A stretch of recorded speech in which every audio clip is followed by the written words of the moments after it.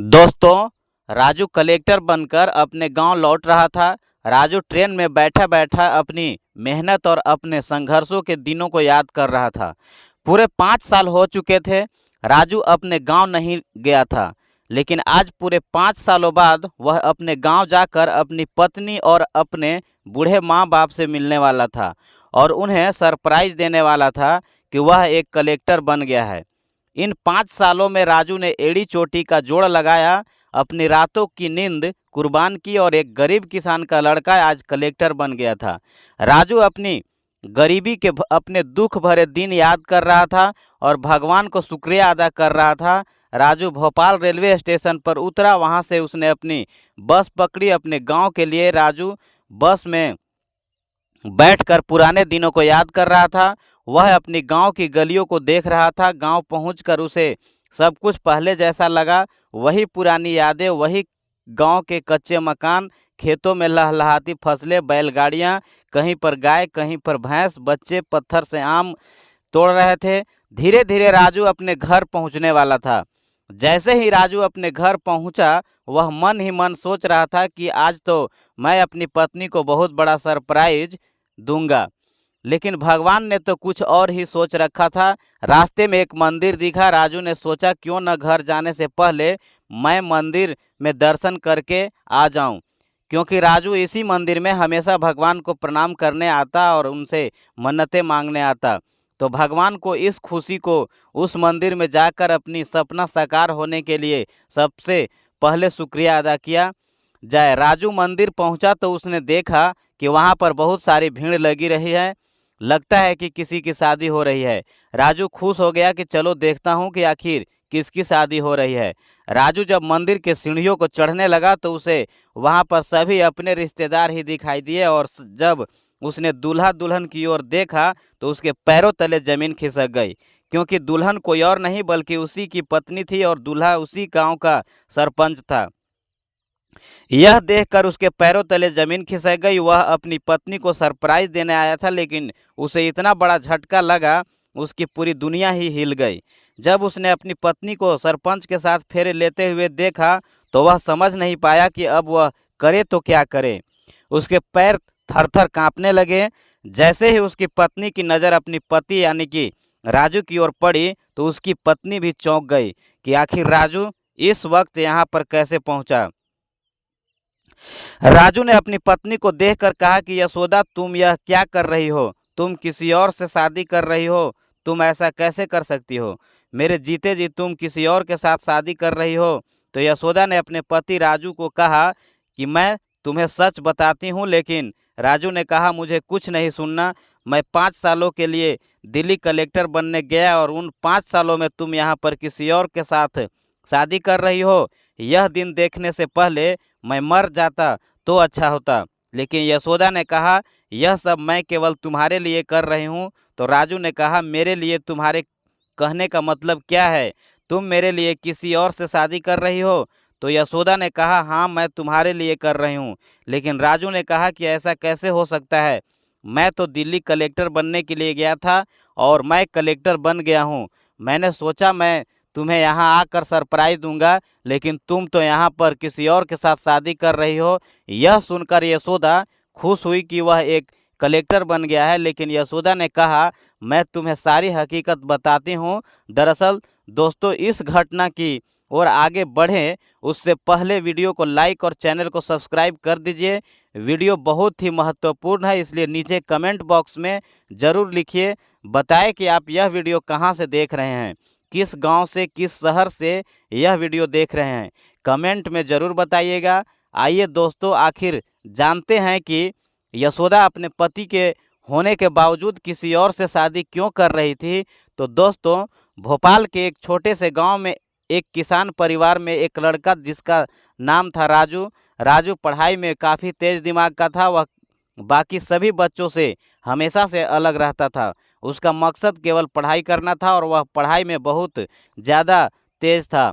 वह अपने गांव के ही सरकारी स्कूल में पढ़ता था। करीब 12वीं कक्षा तक तो उसने अपने गांव में ही पढ़ाई की, लेकिन अब उसे आगे की कॉलेज की पढ़ाई करनी थी, जिसके लिए उसे भोपाल शहर आना था।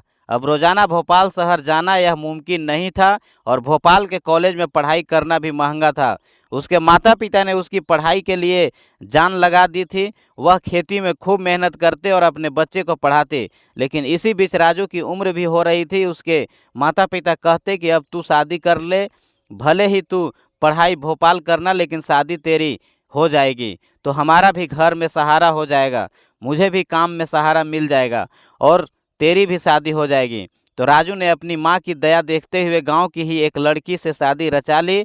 जिस लड़की से राजू का शादी हुआ उसका नाम था यशोदा। यशोदा भी 10वीं तक पढ़ाई लिखाई कर रही थी।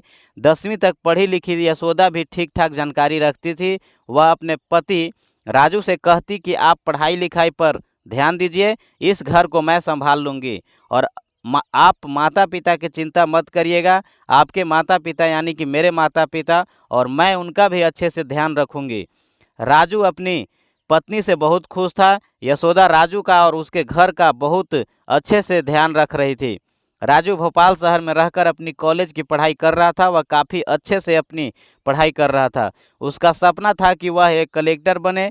एक दिन उसके कॉलेज में भोपाल के कलेक्टर आए हुए थे जो अपने जीवन के बारे में सभी छात्रों को भाषण दे रहे थे। उन्होंने बताया कि किस तरह से उन्होंने अपने जीवन में संघर्ष और मेहनत के बलबूते से वे कलेक्टर बने। कलेक्टर बनने के लिए उन्होंने काफ़ी त्याग बलिदान किया। उन्होंने अपना घर छोड़ा, वे भी एक गरीबी घर से ही थे। राजू उनकी कहानी सुनकर काफ़ी आकर्षित हुआ था और उनकी कहानी सुनकर उसके मन में भी जोश जागा। वह भी एक कलेक्टर बने। लेकिन किसी की कहानी सुनकर अंदर जोश जागना आम बात है, लेकिन उस जोश को हमेशा बनाए रखना और उसे एक लक्ष्य के रूप में बदलना बहुत कठिन है। राजू अपनी पत्नी यशोदा से कहता है कि मुझे कलेक्टर बनना है और चाहे कुछ भी हो जाए अब मैं एक कलेक्टर बन के ही रहूँगा। लेकिन कलेक्टर बनने के लिए उसे दिल्ली जाना पड़ेगा और दिल्ली में करीब 3 से 4 सालों तक उसे कड़ी मेहनत करके यूपीएससी की परीक्षाएं देनी होगी। कलेक्टर बनना कोई छोटा मोटा काम नहीं था। लेकिन उसके माता पिता कहने लगे कि बेटा तू दिल्ली जाएगा तो यहाँ तेरी पत्नी का क्या होगा, यहाँ तेरी पत्नी अकेली कैसी रहेगी। तो यशोदा कहने लगी आप चिंता मत करिए, आप दिल्ली जाइए, मैं यहाँ पर अकेली रह लूँगी और आपके माता पिता का भी ध्यान रखूँगी। आप जाइए और वापस कलेक्टर बनकर ही आइएगा। यह सुनकर बहुत खुश हुआ। राजू अपने घर वालों से कुछ चंद रुपए लेकर दिल्ली चला गया। तो लेकिन वहां जाकर उसे पता चला कि यूपीएससी कोचिंग पढ़ने के लिए लाखों रुपए की ज़रूरत पड़ती है। लाखों रुपए कोचिंग की फीस होती है। वहां पर रहना खाना सब महंगा था। राजू के पास तो उतना पैसा नहीं था। सोच रहा था कि यहाँ आ गया तो हूँ तो, लेकिन अब यह पढ़ाई कैसे करूँगा, कोचिंग में दाखिला कैसे लूँगा। शायद अब राजू हार मान चुका था। अब राजू वापस अपने घर जाने की सोच रहा था। अब राजू ने अपनी पत्नी को कहा कि मैं वापस घर जा रहा हूँ क्योंकि यहाँ तो लाखों रुपए की ज़रूरत पड़ेगी और उसके पास तो अब थोड़ा ही पैसा बचे थे। लेकिन उसकी पत्नी यशोदा ने कहा आप चिंता मत करिए, आपको जितने पैसे की ज़रूरत है आपको वह पैसा मैं दूंगी, लेकिन आप कलेक्टर बनिए। राजू ने कहा तुम कहाँ से पैसा लाओगे, तुम्हारे पास कहाँ से पैसा आएगा जो तुम मुझे देगी। लेकिन यशोदा कहने लगी तुम चिंता मत करो, मैं पैसे की व्यवस्था कर लूँगी, तुम बस केवल अपनी पढ़ाई पर ध्यान दो और वहाँ पर अच्छे से रहकर पढ़ाई करो। यशोदा ने अपनी पति से पूछा तुम्हें यहाँ पर कितने पैसों की ज़रूरत पड़ेगी।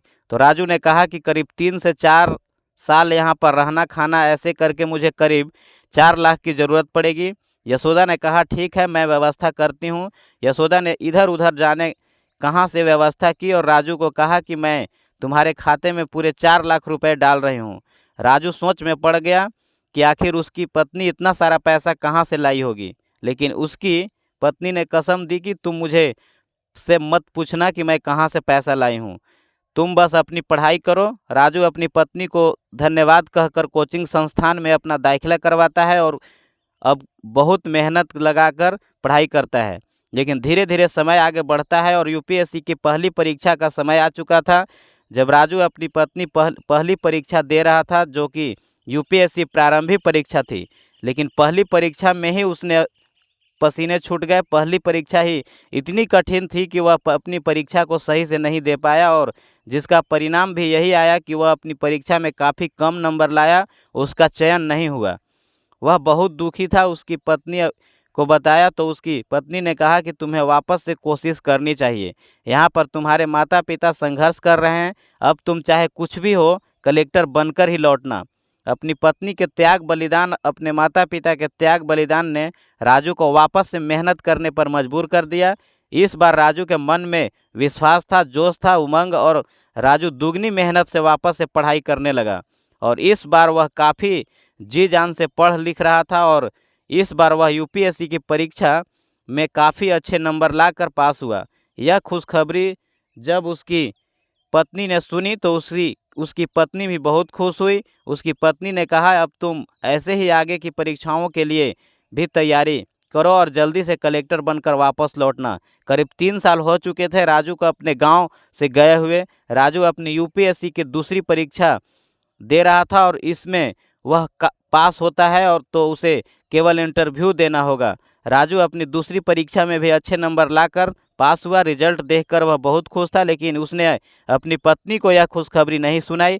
राजू के मन में ठान लिया था कि वह डायरेक्ट कलेक्टर बनकर ही अपने घर जाएगा और अपनी पत्नी और अपने माता पिता को खुशखबरी देगा। राजू ने अपने रिजल्ट की बात अपने घर वालों से और अपनी पत्नी से छुपाई। इसके बाद कुछ दिनों बाद जब उसका इंटरव्यू हुआ तो उसने इंटरव्यू में काफ़ी अच्छे नंबर लाए और वह सबसे अच्छी रैंक लाकर एक कलेक्टर बन गया।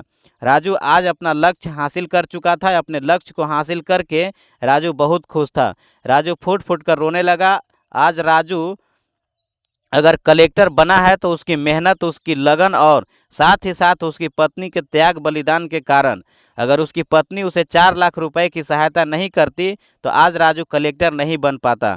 लेकिन सवाल यह था कि आखिर यशोदा 4 लाख रुपए लाई तो लाई कहाँ से। राजू के मन में बहुत बड़ा सवाल था कि अब वह घर जाएगा और कलेक्टर लेटर लेकर अपनी पत्नी को देगा और उसे खुशखबरी सुनाएगा।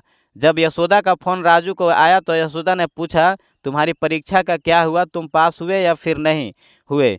तो राजू ने बहाना बना लिया और कहा कि अभी रिजल्ट नहीं आया है, रिजल्ट कुछ दिनों बाद आएगा, और कह दिया कि अब मैं कुछ सालों बाद ही आऊँगा। लेकिन असलियत में तो राजू कलेक्टर बन चुका था। जब यशोदा का फ़ोन आया तब वह ट्रेन में ही था।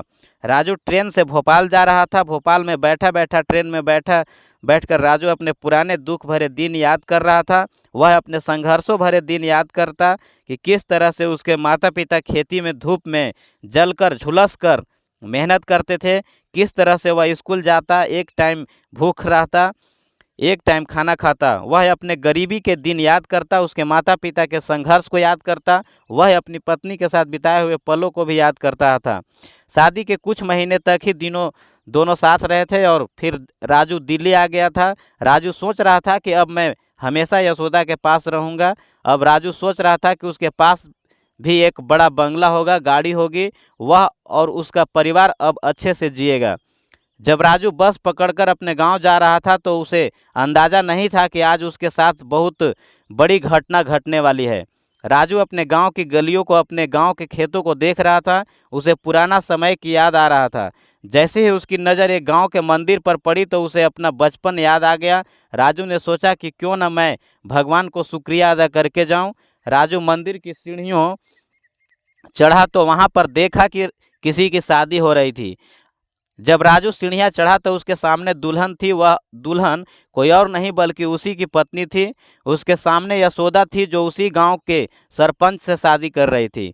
जब राजू ने यह देखा तो उसके पैरों तले ज़मीन खिसक गई। उसे समझ नहीं आ रहा था कि यह आखिर कैसे हो सकता है। उसकी पत्नी किसी और से शादी कैसे कर सकती है। जब राजू ने अपनी पत्नी यशोदा को कहा कि यशोदा तुम यह क्या कर रही हो, तो यशोदा ने राजू को देखा तो उसका भी दिमाग चकरा गया कि आखिर राजू यहाँ गांव में कैसे आ सकता है। यशोदा तो सोच रही थी कि राजू दिल्ली में है। यशोदा ने अपने पति से कहा कि तुम यहाँ पर कैसे। तो राजू ने कहा कि मैं यहाँ पर हूँ, मैं तुम्हें तो सरप्राइज़ देने आया था, लेकिन तुमने ही मुझे सरप्राइज़ दे दिया। तुम किसी और से शादी कर रही हो। मैं 5 सालों के लिए बाहर क्या गया, तुमने तो अपना जीवन साथी ही बदल लिया। लेकिन यशोदा ने कहा, जैसा तुम देख रहे हो वैसा नहीं है, मैं यह सब तुम्हारे लिए कर रही हूँ। तुम मेरी बात तो सुनो। राजू कहने लगा, मुझे कुछ नहीं सुनना है और ना ही समझना है। तुम यहाँ किसी और से शादी कर रही हो। इसके बाद राजू ने फेरे रोक दिए और कहा कि यह शादी नहीं हो सकती। यशोदा ने कहा कि मुझे तुमसे कुछ बात करनी है। तो राजू ने कहा कि अब कोई बात नहीं करनी है, मैं समझ चुका हूँ कि तुम मुझे धोखा दे रही थी। पढ़ाई करने के लिए और कलेक्टर बनने के लिए बाहर गया तो तुमने यहाँ पर अपना पति ही बदल दिया। लेकिन यशोदा ने कहा, तुम चुप रहो, तुम कुछ भी बोल रहे हो, यह सब मैं केवल तुम्हारे लिए कर रही हूँ। तो राजू ने पूछा कि मेरे लिए कैसे, बताओ। तो यशोदा ने कहा कि मैं यह मजबूरी में कर रही हूँ। तुम्हें कलेक्टर बनने के लिए पैसे की ज़रूरत थी, इसलिए मैंने गांव में सरपंच से 4 लाख रुपए उधार लिए थे और कहा था कि मैं तुम्हें 3 साल में लौटा दूंगी। लेकिन 3 साल से ज़्यादा, लगभग 5 साल हो चुके हैं और तुम कलेक्टर अभी तक नहीं बने हो। और मैं क्या करती? सरपंच के पैसे नहीं लौटा पा रही थी तो सरपंच ने शर्त रख दी, अगर तुम पैसे नहीं लौटा पा रही हो तो तुम मुझसे शादी कर लो। तो मैं तुम्हें उनसे मजबूरन शादी कर रही हूँ। जब यह बात राजू सुनी तो उसकी आंखों में आंसू आ गए। उसने अपनी पत्नी यशोदा को गले लगा लिया और कहा कि अब तुम्हें सरपंच से शादी करने की ज़रूरत नहीं है, अब मैं आ चुका हूँ। और कहा कि मैं कलेक्टर बन चुका हूँ, मैंने सबसे अच्छी रैंक लाई है और मैं कलेक्टर बन गया हूँ और अब बहुत जल्द हम सरपंच के पैसे भी वापस लौटा देंगे। राजू ने अपने गांव के सरपंच को कहा कि यह शादी अब यशोदा नहीं करेगी, तुम्हें पैसे चाहिए तो मैं तुम्हें कुछ दिनों में ही पैसे लौटा दूंगा। लेकिन सरपंच जिद करने लगा और कहने लगा, अगर तुम्हें पैसे देना ही है तो अभी दो, वरना मैं तुम्हारी पत्नी से शादी करूंगा। लेकिन राजू का कहा कि तुम किससे बात कर रहे हो, तुम्हें पता है मैं एक कलेक्टर हूं और तुम मेरी पत्नी से शादी करना चाहते हो। राजू ने अपने गांव के ही इंस्पेक्टर को बुलाया। गांव का इंस्पेक्टर हवलदार राजू को सरपंच कहकर बुलाने लगे। जब यह देखा सरपंच ने तो वह भी सोच में पड़ गया। फिर गांव के इंस्पेक्टर और कलेक्टर ने कहा कि अब तुम्हें पैसे कुछ दिनों में मिल जाएंगे, अगर तुम अभी नहीं मानोगे तो फिर तुम्हें सलाखों के पीछे डाल दिया जाएगा। तो मजबूरन उसके सामने सलाम ठोकने लगे और राजू से माफ़ी मांगने लगे और बाकी सभी की बात सरपंच को मानना पड़ा। इसके बाद राजू, जो कि एक कलेक्टर बन चुका था, करीब 2 से 3 महीनों के बाद उसके सारे पैसे सरपंच को लौटा दिया था। उसके बाद राजू अपनी पत्नी यशोदा के साथ बहुत खुशी खुशी से रह रहा था। उसके माता पिता भी अपने बच्चे को देखकर बहुत खुश थे। तो इस तरह से दोस्तों, एक गांव का गरीब लड़का तरक्की किया है और अपनी पत्नी और अपने माता पिता के बलिदान से और खुद के जुनून से एक कलेक्टर बना था। तो इस घटना को लेकर आपके क्या विचार हैं, कमेंट में ज़रूर बताइएगा। अभी के लिए आप सभी दर्शकों को हर हर महादेव, धन्यवाद। आपको वीडियो कैसी लगी ज़रूर बताइएगा।